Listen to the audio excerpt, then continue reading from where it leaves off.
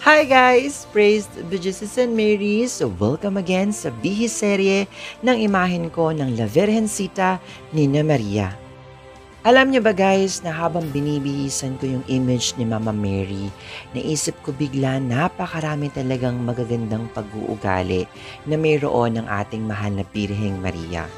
At isa na nga doon ay yung humility, which is yung pagiging mapagkumbaba. Sa panahon kasi ngayon guys, napakarami ng tao ang sobrang taas ng pride.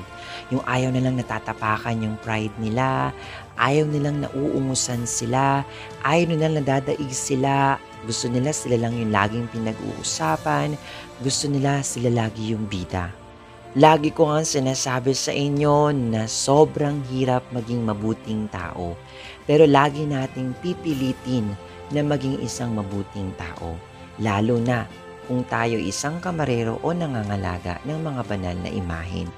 Kailangan kasi talaga guys, nagre-reflect sa atin yung pagiging kamarero natin, yung pagiging tagapangalaga natin ng banal na imahen. Lagi nating iisipin na hindi siya nagtatapos sa kung nadamitan mo ba siya ng maganda, naayusan mo ba siya ng maganda o naisalidan mo siya ng bongga. Bonus na lang yun guys. Ang lagi nating iisipin, nagtatapos siya, yung pagiging kamarero natin ay nagtatapos sa kung naging mabuting tao ba tayo, kung nasunod ba natin yung buhay nung santo na inaalagaan natin. Na alam natin sa sarili natin na hindi tayo nanlalamang ng kapwa, na hindi tayo gumagamit ng ibang tao para lang makuha yung mga gusto natin.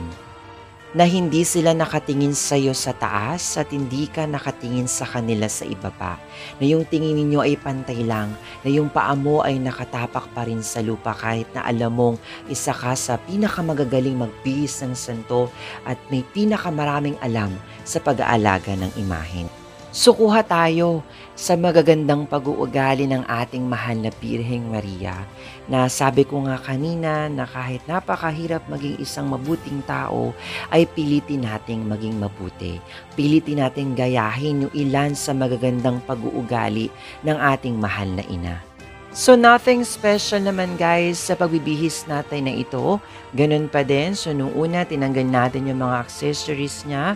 And of course yung kanyang lumang vestida na pinalitan naman natin itong napakaganda niyang bagong vestida na mula po sa malikhaing kamay ni Mr. A. Suba from Pampanga.